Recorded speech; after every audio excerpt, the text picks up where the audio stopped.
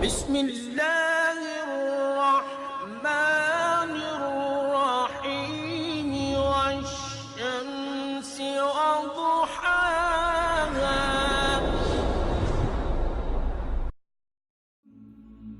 Islamic hub کے معزز دوستوں، میں ہوں ماجد ملک اور آپ تمام دیکھنے اور سننے والوں کو السلام علیکم. ناظرین گرامی، آج ہم ایک بار پھر سے سیرت النبی صلی اللہ علیہ وآلہ وسلم کی سیریز لے کر حاضر خدمت ہیں. اگر آپ نے پچھلی ویڈیو دیکھ رکھی ہو تو آپ کو علم ہوگا کہ ہم نے حضرت حلیمہ سعدیہ رضی اللہ تعالی عنہا اور حضور اکرم صلی اللہ علیہ وآلہ وسلم کے بچپن کے کرشماتی معجزات آپ تک پہنچائے تھے کہ کیسے آپ صلی اللہ علیہ وآلہ وسلم حضرت حلیمہ سعدیہ رضی اللہ تعالی عنہا کے اہل و عیال اور پوری بستی کے لیے باعث رحمت بنے رہے. اس کا احوال بھی بیان کیا گیا تھا. آج اس سے آگے کے حالات و واقعات بیان کیے جائیں گے. جب آپ صلی اللہ علیہ وآلہ وسلم حضرت ام ایمن رضی اللہ تعالی عنہا کے پاس آ گئے تھے. حضرت محمد صلی اللہ علیہ وآلہ وسلم کے پیارے چچا حضرت ابو طالب نے حضرت محمد صلی اللہ علیہ وآلہ وسلم کی کفالت کس محبت اور شفقت سے کی، اور اللہ سبحانہ و تعالی نے حضرت محمد صلی اللہ علیہ وآلہ وسلم کی حفاظت بت پرستی اور برے کاموں سے کس طرح فرمائی. لیکن یہ سب کچھ جاننے سے قبل چینل پر نئے آنے والے دوستوں سے گزارش ہے کہ وہ پہلے ہمارے چینل کو سبسکرائب کرتے ہوئے ساتھ موجود گھنٹی کے بٹن کو بھی دبا دیں تاکہ ہر نئی آنے والی ویڈیو کی نوٹیفیکیشن باقاعدگی کے ساتھ آپ تک پہنچتی رہے.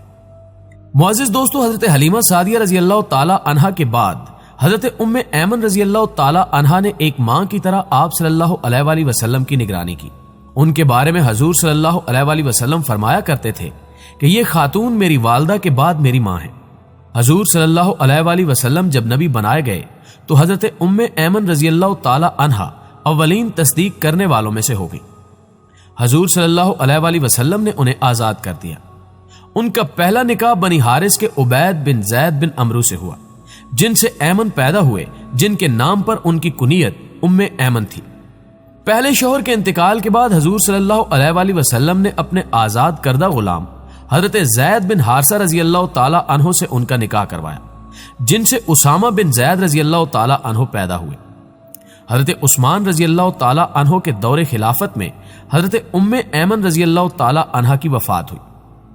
والدہ ماجدہ کی وفات کے بعد حضور صلی اللہ علیہ وآلہ وسلم کو آپ کے دادا حضرت عبد المطلب نے اپنی کفالت میں لے لیا. حضرت عبد المطلب کو آپ سے بے حد محبت تھی اور آپ کو سب اولادوں سے بڑھ کر محبوب جانتے تھے. روایات سے پتہ چلتا ہے کہ حضرت عبد المطلب کو یقین تھا کہ ان کا پوتا بڑا نام پانے والا ہے. چنانچہ جب بنی مدلج کی ایک جماعت ان سے ملنے آئی تو ان میں بہت سے قیافہ شناس تھے. انہوں نے جب حضور صلی اللہ علیہ وآلہ وسلم کا نقش کف پا دیکھا تو اسے حضرت ابراہیم علیہ السلام کے نقش کف پا جو مصلی ابراہیم کہلاتا ہے کہ مشابہ پایا.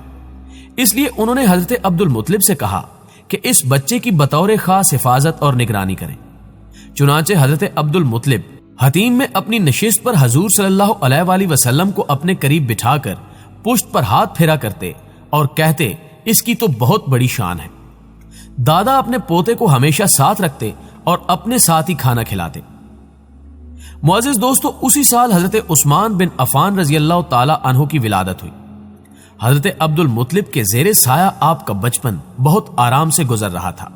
صرف حضرت عبد المطلب ہی نہیں بلکہ آپ سے آپ کے تمام چچا اور پھوپھیاں بھی بے حد محبت کرتی تھیں. لیکن اللہ کی مشیت کچھ اور تھی، اور ابھی آپ صلی اللہ علیہ وآلہ وسلم 8 سال کے تھے کہ حضرت عبد المطلب کا بھی انتقال ہو گیا. آپ کو اپنے دادا سے بہت انس و محبت تھی. جب حضرت عبد المطلب کا جنازہ اٹھا تو آپ بھی جنازے کے ساتھ تھے اور شدت غم سے روتے جاتے تھے. اس وقت حضرت عبد المطلب کی عمر 82 سال تھی. 8 سال کا ایک معصوم بچہ جس کے ماں باپ بھی وفات پا چکے اور اب شفیق دادا بھی، نہ کوئی بہن نہ کوئی بھائی، تنے تنہا. لیکن کون جانتا تھا کہ بظاہر یہ بے آسرا معصوم بچہ کچھ ہی عرصے بعد ہزاروں لاکھوں کا آسرا بننے والا ہے. حضرت عبد المطلب کی وفات کا واقعہ ایک اور لحاظ سے بھی بہت اہمیت کا حامل ہے.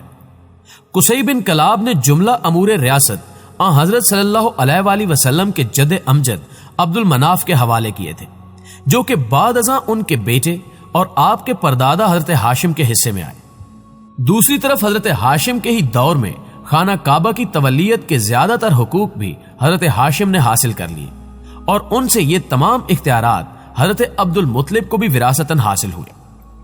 ان کی حیثیت اپنے والد حضرت ہاشم کی طرح مکہ کے سردار کی تھی، لیکن ان کی وفات نے دفعتاً بنو ہاشم کے اس رتبے امتیاز کو گھٹا دیا، اور کئی دہائیوں بعد یہ پہلا موقع تھا کہ دنیاوی اعتبار سے خاندان بنو امیہ خاندان بنو ہاشم پر غالب آ گیا، اور مکہ کی مسند ریاست پر حرب متمکن ہوا جو امیہ کا نامور فرزند تھا۔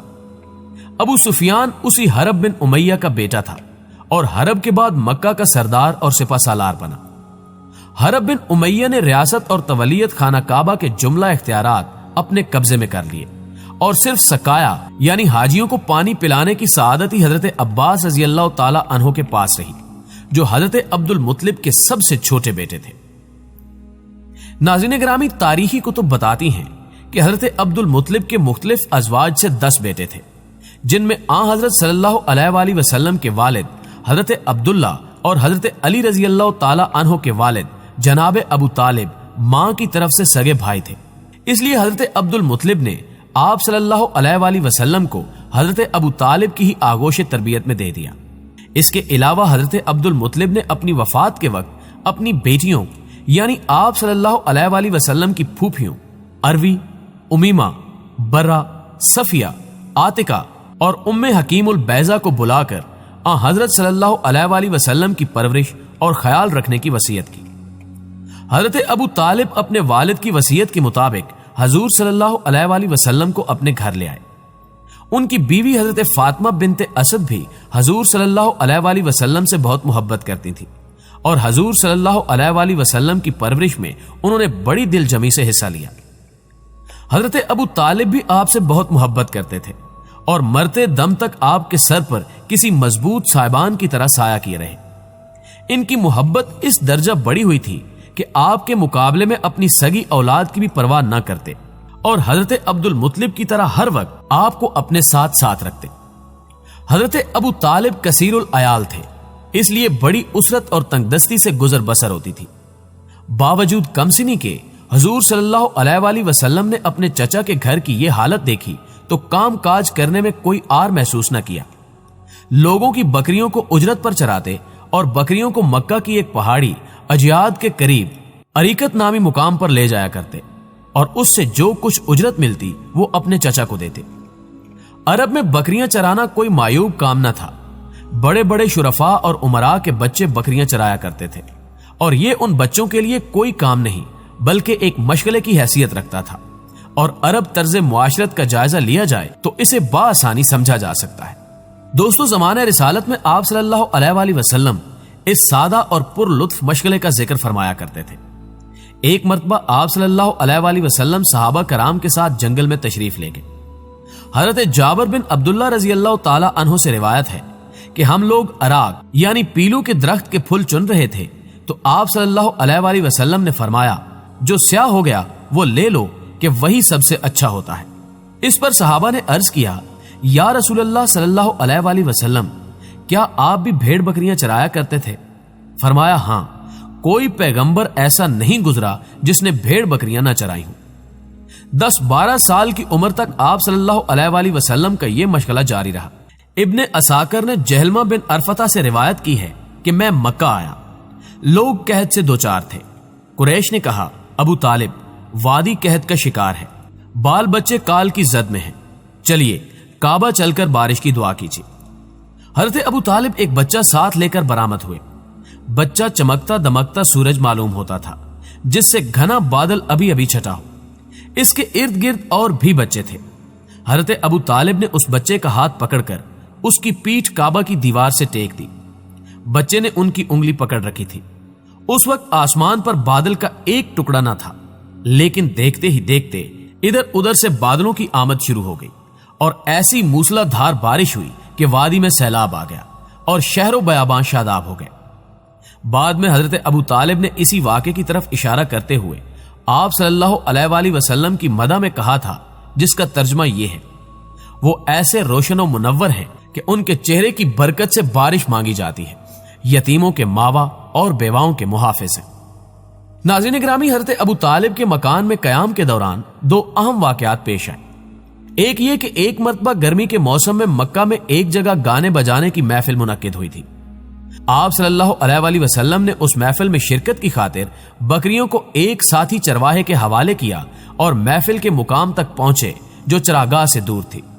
گرمی میں دور تک چل کر آنے سے آپ صلی اللہ علیہ وآلہ وسلم بہت تھک گئے تھے اور محفل ابھی شروع نہیں ہوئی تھی، اس لیے آپ صلی اللہ علیہ وآلہ وسلم ایک درخت کے سائے تلے لیٹ گئے تو آنکھ لگ گئی۔ جب بیدار ہوئے تو محفل ختم ہو چکی تھی۔ اس طرح آپ صلی اللہ علیہ وآلہ وسلم اس محفل سرور میں شریک نہ ہو سکے اور آئندہ بھی آپ صلی اللہ علیہ وآلہ وسلم کو اس طرح کے لو و لعب میں شرکت کرنے کا خیال تک نہ آیا۔ دوسرا واقعہ یہ کہ ایک مقام پر کھجور کے 2 مقدس درخت تھے جہاں بوانا نامی بت نصب تھا۔ لوگ وہاں جا کر بت پر جانور بھیڑ چڑھاتے، سر منڈاتے اور دیگر مشرکانہ رسوم ادا کرتے۔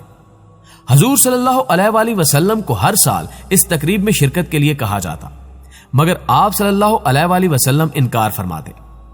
ایک مرتبہ چچاؤں اور پھوپھیوں کے اصرار پر آپ صلی اللہ علیہ وآلہ وسلم وہاں گئے، لیکن بہت دیر تک نظروں سے اوجھل رہے۔ جب دکھائی دیے تو چہرے پر خوف کے آثار تھے۔ پھوپھیوں نے وجہ پوچھی تو فرمایا کہ جب بھی اس بت کے قریب جانا چاہتا ہوں تو ایک سفید رنگ اور دراز قد شخص میرے قریب آتا اور کہتا ہے کہ اے محمد صلی اللہ علیہ وآلہ وسلم، پیچھے ہٹ جائیے اور بت کو ہاتھ مت لگائیے۔ اس واقعے کے بعد آپ صلی اللہ علیہ وآلہ وسلم کسی ایسی تقریب میں نہیں گئے جہاں بتوں پر بھیڑ چڑھائی جاتی تھی۔ ایک بار قبیلہ لہب کا ماہر قیافہ شناس مکہ آیا۔ سب لوگ اپنے بچوں کو اس کے پاس لے گئے۔ حضرت ابو طالب بھی اپنے بچوں کے ساتھ حضور صلی اللہ علیہ وآلہ وسلم کو اس کے پاس لے گئے۔ اس نے آپ صلی اللہ علیہ وآلہ وسلم کو دیکھا اور پھر کسی کام میں مشغول ہو گیا۔ تھوڑی دیر بعد اس نے آپ کو اپنے سامنے لانے کو کہا، لیکن حضرت ابو طالب نے اس کا تجسس دیکھ کر آپ صلی اللہ علیہ وآلہ وسلم کو اپنے گھر بھیج دیا۔ اس نے کہا کہ اس بچے کو میرے پاس لاؤ، خدا کی قسم وہ بہت بڑا آدمی بننے والا ہے۔ اس سے آگے کے حالات اگلی ویڈیو میں پیش کیے جائیں گے۔ امید ہے کہ آپ کو ہماری یہ کاوش پسند آ رہی ہوگی۔ ویڈیو کو لائک کیجئے اور اپنے دیگر دوستوں کے ساتھ بھی شیئر ضرور کیجئے گا، اور اس ویڈیو کے حوالے سے اپنی آراء نیچے کمنٹ باکس میں ضرور دیجئے گا۔ آج کی ویڈیو میں بس اتنا ہی۔ اگلی ویڈیو تک کے لیے اللہ نگہبان۔